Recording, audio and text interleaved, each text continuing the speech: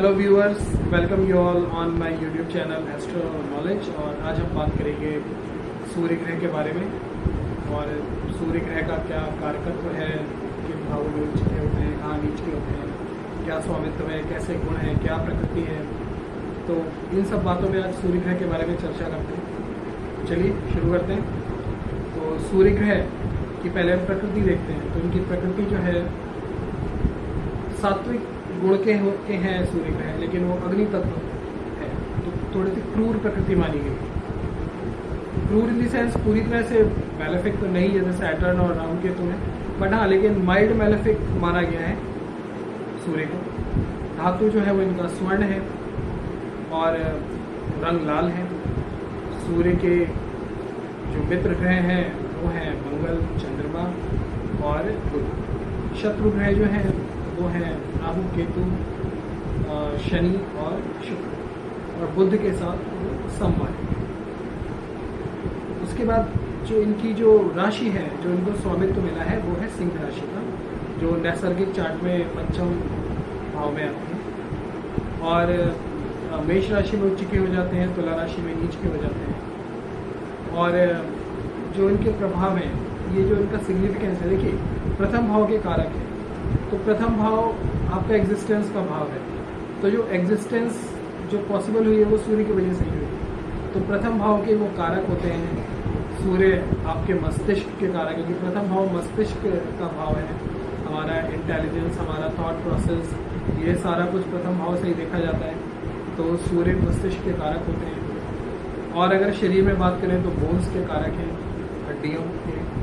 और क्योंकि नैसर्गिक चक्र में लियो राशि पंचम भाव में आती है, और पंचम भाव जो है वो हमारा स्टमक को दिखाता है। तो हमारा जो डाइजेस्टिव सिस्टम है, डाइजेस्टिव ट्रैक है, हमारा डाइजेशन कितना अच्छा है, पित्त दोष और ये सब चीज़ें जो हैं वो सूर्य से देखी जाती है। तो अब जब डाइजेशन की बात आती है तो इम्यूनिटी की बात भी आती है। तो इम्यूनिटी को भी सूर्य से ही देखा जाता है। सूर्य स्ट्रांग होता है तो इम्यूनिटी स्ट्रांग होती है, सूर्य वीक होता है तो इम्यूनिटी भी वीक।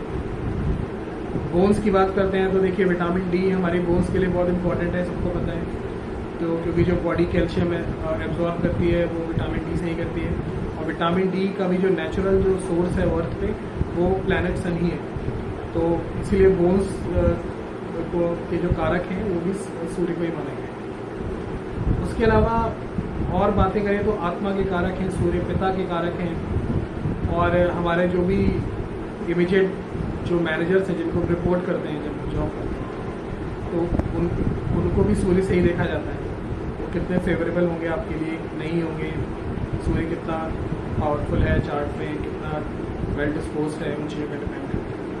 गोचर में कभी सूर्य जब खराब भाव से गुजरता है तो आपको थोड़ा अपने ऑफिस में मैनेजर से परेशानी होती है।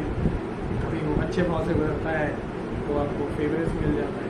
बट जो ओवरऑल जो पिक्चर है वो कि ओवरऑल कैसा रहेगा आपकी लाइफ पे इम्पैक्ट आपके सुपीरियर्स का, वो आपके जो चार्ट में जो सूर्य की स्थिति है उसको देख के पर चार्ट। अब इसके अलावा क्योंकि सात्विक प्रवृत्ति के माने जाते हैं तो आपके जो सात्विक गुणों का विकास भी सूर्य से ही होता है। अगर सूर्य स्ट्रांग है तो एज टाइम पासेस इंसान के अंदर सात्विक गुणों का प्रभाव बढ़ता जाता है, उनका विकास होता जाता है। और सूर्य अगर कमज़ोर हो जाते हैं तो सात्विक गुणों से दूर हो जाता है इंसान। तो उसके अलावा लक्ष्मी, धन, ऐश्वर्य जो प्राप्त होता है वो भी सूर्य से ही प्राप्त होता है। सूर्य स्ट्रांग होते हैं तो डेफिनेटली प्राप्त होता है। फेम, नेम, सब सूर्य से ही प्राप्त होता है। उसके अलावा अथॉरिटी, अधिकार जो आपको लाइफ में मिलते हैं वो भी सूर्य से ही प्राप्त होता है। अगर सूर्य स्ट्रांग है तो आप उन अधिकारों का अच्छा उपयोग करेंगे, समाज का कल्याण करेंगे। सूर्य वीक है तो अधिकारियाँ तो मिलेंगे नहीं, और मिल गए तो आप उसका मिसयूज़ करेंगे। Like I mean it's like a king, right. तो किंग जो है अगर अच्छा है, शुभ है समाज के लिए, तो अपनी जो अथॉरिटीज़ हैं उनका वो समाज के विकास के लिए, कल्याण के लिए उपयोग करेगा। और अगर ख़राब है तो वो उससे खुद का ही फ़ायदा करेगा।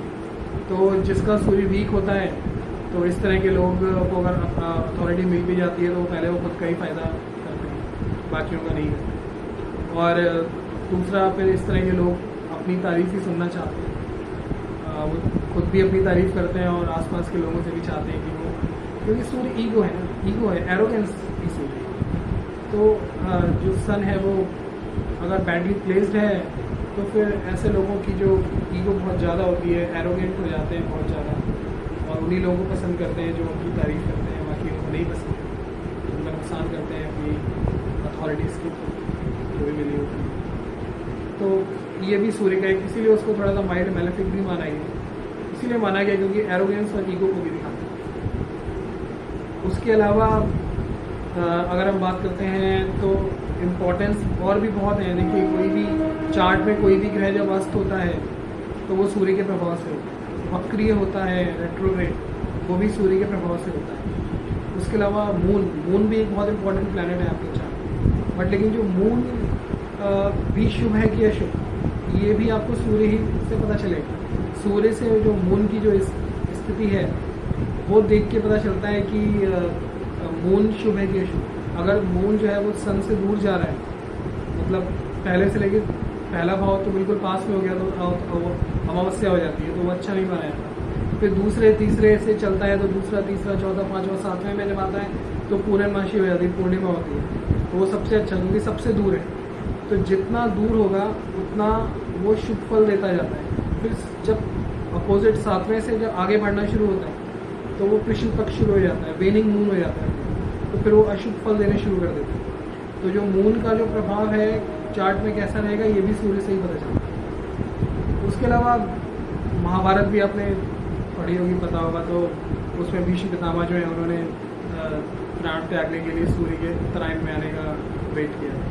तो उत्तरायण बेसिकली क्या होता है? उत्तरायण ये होता है कि जब गोचर में सूर्य कर्क राशि से लेके और धनु राशि में होते हैं, ये 6 महीने, 6 राशियों में, तो उसको उत्तरायण माना जाता है। ऐसे में सूर्य को शुभ माना जाता है।